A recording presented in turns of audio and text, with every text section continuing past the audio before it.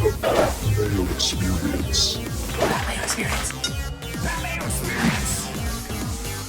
That Mayo experience. Experience. 3-game slate on Saturday on DraftKings, and Tambo is on the line from chipitnation.com to talk it through with me. We'll try to build some lineups. 3-game slate. Any off-the-top quick things people need to know about this short of a slate with you coming off winning, like 30 grand on Showdown? It's pretty good. Showdown's definitely the way. I've got a 2 to 4 game course over at dfsmastermind.com, but some general strategy is to remember this is staggered, Pat. That's kind of the number one thing to remember. I think a lot of people focus on the overall, and that's good to know for setting up your portfolio, like what you're thinking in the further games. But realistically, you have time, short amount, but you have time between these games to adjust. So one of the strategies is just to set yourself up for what you think is going to happen in the first game, and then be able to change your lineups from there. And you can do some stuff with that where you can build what's called clone lineups, where you build some that are the same, and then you have more ways to go with them as the slate goes on. But overall, you still got to think about the whole slate, help build your portfolio out, and then we'll try and do a good job of helping you through that here with some roster construction. Well, let's just take a look at the optimal to kick things off. This is from runthesims.com. Justin Herbert is the quarterback in this lineup. Vidal is one of the running backs. Now, it is worth noting that J.K. Dobbins has been practicing. His 21-day window off injured reserve has opened. That doesn't guarantee that he's going to play in this game, however. But Vidal just seems like a throw-in in this game because he's cheap and you can chuck him in. And he makes lineups work. Yeah, good news to what you just said, though. Then back to my point of the staggered stuff is that's the first game of the slate. So, yeah, you may be adjusting with 90 minutes to go when inactives come out and you find out he's playing or something, but hopefully we get the news sooner. The point would just be you will have time to adjust on what's probably, I think, the biggest news on the slate, right? Like we have to wait and see. Maybe there's a couple other spots, but that's definitely a big one, especially on some of the sites out there where he's priced super low. Well, the James Conner injury was going to be the big one, but now it looks like he is definitely going to play. At least those are the latest reports that we're hearing a day out, that DJ Dallas, if Trey Benson and DeMercado ended up being out, would have been a great play at $4,400. Now it's not looking so great. So Vidal is in that running back, Chase Brown and Jamar Chase, Kendrick Bourne and Puka, the two other receivers. Then it's double tight end, Trey McBride and Austin Hooper with Patriots D. That leaves $200 on the table. That rates out as the projection-wise, at least, optimal lineup in this spot. I don't like this lineup. I don't like this first game in terms of points. I could see where you could get there with Chargers, but if I was going to use Herbert, I probably wouldn't just bring it all back with all these Patriots guys. I'd probably just use Drake May in this lineup if that was the case. You could do that. Yeah, I got no issues there, but I think that's kind of the tricky part of this and why it's nice to have a portfolio of lineups, because I could see nothing happening in this game and you just need those last two games. There's tons of good lineups you could build within them, but obviously the news and the situational stuff of like if Vidal is the guy, then I can see starting with someone like just him or a Drake May with Vidal or something like that, because it's even hard to figure out who Drake May is going to use here, and there is other good spots on this slate that you can go to at all his positions with wide receivers and tight ends where you could just fit one. You don't have to because there's other options. So best points per dollar plays on this slate. It's actually Herbert, Bo Nix, Matt Stafford. Those are the three. They're the only 3 points per dollar projection-wise. Then it's with the quarterbacks, Puka, Vidal, Chase Brown. Cortland Sutton rates out very highly, as does Hunter Henry. Kyron Williams, Ladd McConkey also rates out pretty well. When we take a look at ownership, this one's going to be tough to really figure out, but it just seems like Broncos, Rams, and Bengals are where everyone's going here. And I don't disagree, because I just think you should play Bo Nix on this slate. I think Bo Nix is going to absolutely eat. They cannot run the ball to save their lives. They don't want to run the ball. So try to find 2 pass catchers to go with Bo Nix and super smash the other side of the ball and fill in the pieces. That's the way I would play this slate. And I think everyone else You just want to play Lucas Krull. We don't have to play Lucas Krull. We can play that other white dude, 45, Atkins, whoever he is. The Adkins diet, man. Get a little Nate in your life. But I think that this is a good spot for them. And the only part, Pat, that gets difficult is, all jokes aside, is once you get past Nix and Sutton. Because then it becomes a little bit of, it could be, it could be, but it could be Franklin. It could be Vile. Could be one of the tight ends, to your point. Troutman might be the third tight end that we end up needing. So I don't know. I guess there's enough plays on the slate. Someone in the lottery, if it gets there, is going to have all of them together, right? But I don't mind just building with like a Nix, Sutton, and then pick your Cincy guy. Yeah, but I think you need to save the money with some of the other Denver guys because they're all so cheap. Like Vele's 41, Yeah. Franklin's 34, Mims is 39. It would be Mims for me because he gets behind the defense. Like he's my big shot guy. And here's the thing about Cincinnati's defense. You can get behind them. Here's the thing about Mims. He got behind the defense once in like the last 2 years. So that's the difficult part. I'm not against you. I'm just saying I actually like that he's the cheapest of the bunch, but it's not going to surprise you if it ends up being Vele or Franklin or one of the tight ends instead. I agree heavily with your point that it's nice to make it cheaper by just pairing one of them in. But I think if you're going with Knicks, take your stand. Yours is Mims, or make sure you got enough of Knicks in your portfolio that you can start to mix some of these guys with Knicks. So that's just my takeaway on it. I think it's an interesting spot, but I do like that game, and I think it's going to be popular for good reason. So the way that I look at it with Mims, $3,900, he'll because he's more expensive than Franklin and only $200 less than Vele, that I think that he just goes overlooked as a part of this passing game. He has at least 4 targets in each of the past 4 games, and they're usually deeper downfield. He has over 40 yards in 4 of his past 5 games. That I think if anyone hits, listen, he's probably going to end up with like 2 catches for 29 yards, but he is the one guy I think on this offense. Like Troy Franklin or Vele might have the 7 for 68 and 2 touchdown game or 1 touchdown game, and then you're going to need them. I just think the path for Mims is easier because it only takes 1 with him based on his route tree. Yeah, it's literally the original week we had where it was Slayton. It's the Slayton versus Wan'Dale Robinson or Wan'Dale Robinson, however you want to call him. But the point being where we said he may get you like 5 for 60 or 6 for 40, but you're just waiting on the one shot to Darius Slayton.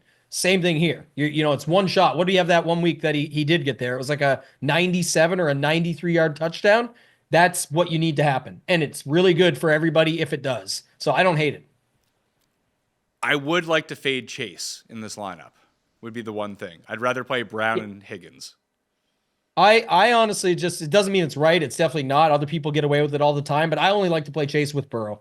When Chase actually breaks the slate, the only difference is here is we have a 3-gamer, so it does make more sense to be able to play him in different ways or stand alone or whatever. But any slate where Chase has his 40 points is always a Burrow slate. So it's like 6 for 6 over the last 90 milli makers that Burrow's been on it with Chase for the winner. So it's like that's the setup with those two. But I'm with you on this one. I'd be fine with doing Sutton, Mims, and somebody else. If we throw Troutman in with Chargers D, then we can get back up to a running back for J.K. Dobbins, Ramondre Stevenson.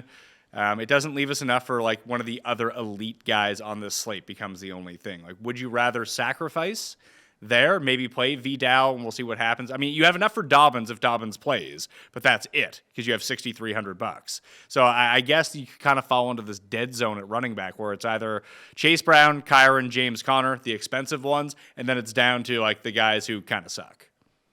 I think right now we're missing a huge piece is that there's a 48 total in the last game and somebody's showing up there. I don't see any world where it fails. So I'm looking to get like Vidal and then move some pieces around. That's what I would do. And if Dobbins becomes the thing, you can adjust. But right now with no action in that last game, I'm not loving it because you're already different enough with Bo Nix and Mims on top of everything else. I think you're fine. But what would be the other pieces you would want in that last game? Because we have room to fit it, especially if we start with Vidal. Well, how much is McBride? McBride is 62. That means we can have 67 for a running back, which doesn't do us any good. How much is Puka? Puka's 8. It's more just like, do we have another value receiver that's not completely off the board? Like who else would you be okay with there in the mid range? DeMarcus Robinson. That guy scores 2 touchdowns out of nowhere. He can get him, yeah. He definitely would be fine. And then he scumbags every single Rams lineup. Oh, you'd leave 79. You're $100 away from Puka. I threw the Chargers D in. You got it. You went Gesicki. I went McBride. So we got money. My point is, if you have Bo Nix, Chase Brown, Vidal, then you can play Mims, Sutton. I had Robinson, McBride, and Chargers, and still almost $8,000. So I don't know what other defense you would want. What would be the other defense here that we could use? I would think, honestly, to go to the Rams or Cardinals. I think so, too. Do you have a Rams? I mean, the Cardinals are just so much cheaper. But they just generate no pressure, which is a real problem. Yeah. Like I actually don't even hate playing the Bengals with Bo Nix. And that way we can get away from not playing Higgins, or you can play Brown, correlate him with the defense, and hopefully Bo Nix just gives the ball away a few times too and keeps him throwing.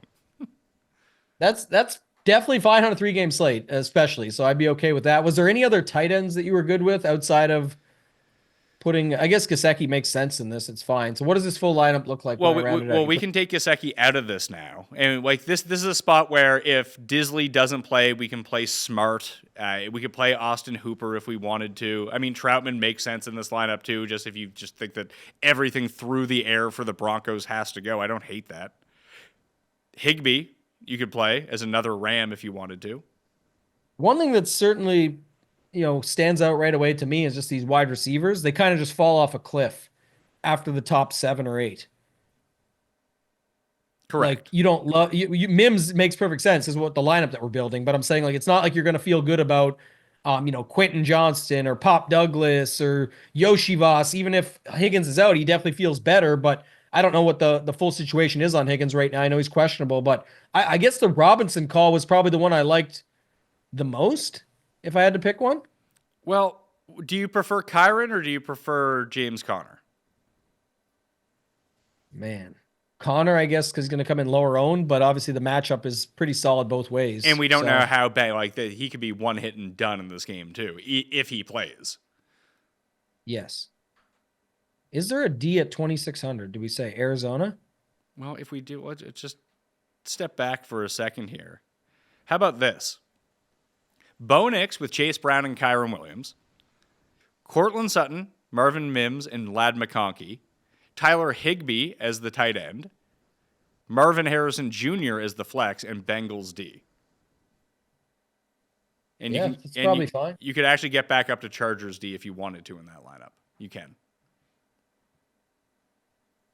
Yeah, I like Ladd for sure. I like some of these other guys. You get some upside with these other dudes, with Kyron, with Marv Harrison, with all that. So let me plug that in because I've got one here and I'm at 118. So what am I changing here? Brown, I'm changing Connor, him, and the tight end. So you didn't play Vidal. You played, who else was in that? It was Kyron. Yeah. It was Ladd. It was Marvin Harrison. It was Hooper. And then the D was the Chargers, right? We could get to? Yeah. I had Higbee, not Hooper. Oh. How much is Higbee? 33. Oh, Hooper, I don't know why, but Hooper projects way better.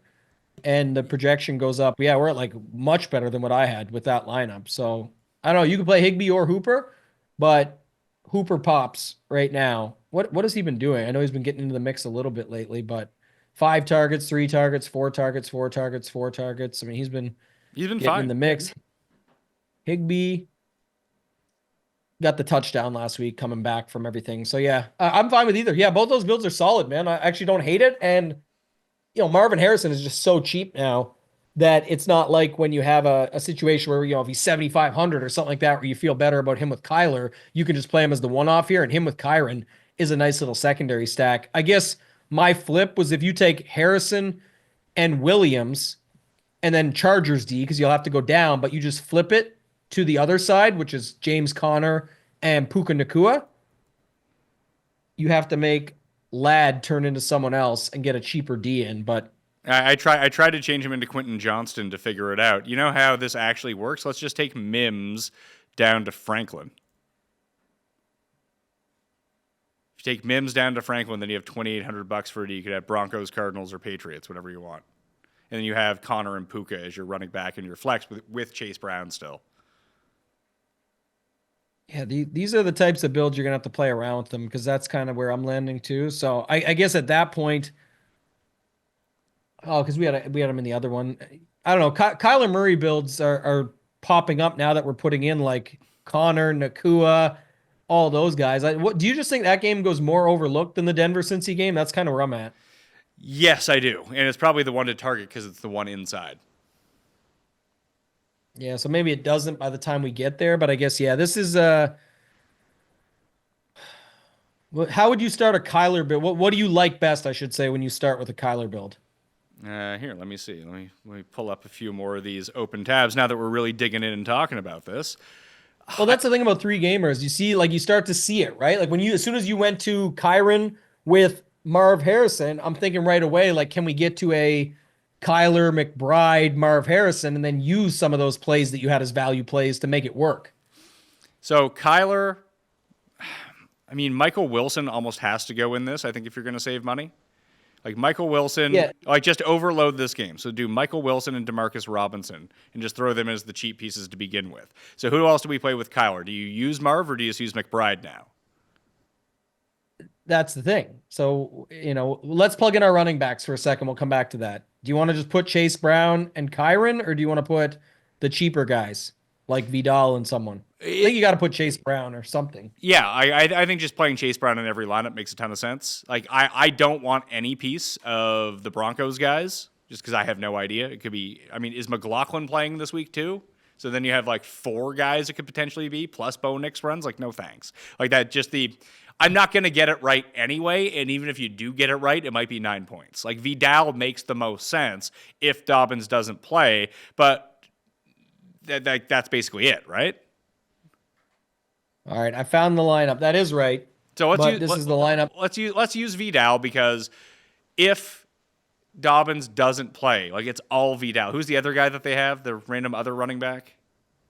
What's his name now? They have Hassan Haskins, and then they have the other guy too. Matlock. The whatever his name is. You got it. Yeah, they have Matlock. They have Jerry Kelly Jr. still on the roster, and Hassan Haskins. I mean, Haskins has been stealing goal line touches. Like if you really wanted to galaxy brain yourself, he could be the play.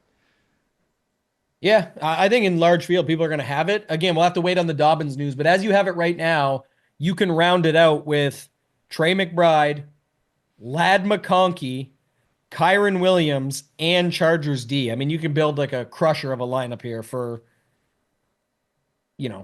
what's the real play here? We need Michael Wilson to come through, which if he does, it should help Kyler, and Demarcus Robinson, who we're kind of interested in and fits the game stack. So to me, these type of lineups, and then you can adjust it, Pat. Now you can say, okay, how do I get to Mims here? You can definitely move it around for that, right? You could get to Mims as a one-off. Yeah. Or you could get to Sutton for McConkey if you wanted. You could turn Kyron into Vidal and then open up the flex with $4,800 left. Is there anyone around that $4,800 range? And it's a bunch of absolute goobers. It's like, Marvin Harrison and Audric Estime and Quentin Johnston, like all guys that you probably don't want to play anyway. But if you did drop the Chargers down to the Patriots or something like that, you could get yourself back up to maybe Cooper Kupp, maybe Ramondre. Ramondre is somewhat overlooked on this slate, I think. Definitely. Yeah, he's there. He's I'm seeing like somewhere in the range of 20% ownership, maybe less right now, maybe 15 to 20 range. Which is low on this slate when you got a guy like Chase Brown who's probably going to be 80% or 75% owned, right? So could you imagine fading Puka in a Stafford lineup? Feels bad, feels tough, but I guess you could find it. It would be like Kupp, Robinson, Higbee with Stafford instead of Puka, which let's try that. Is not great.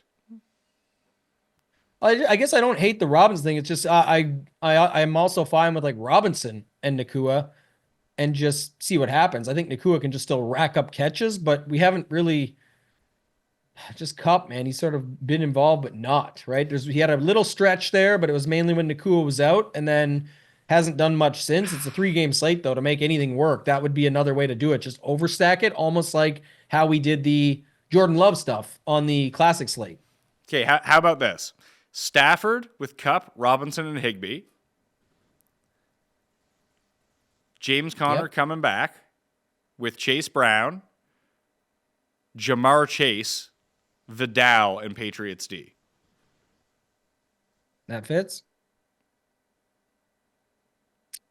Vidal is 4,800. Do we have $200 left over? We do have $200 left over.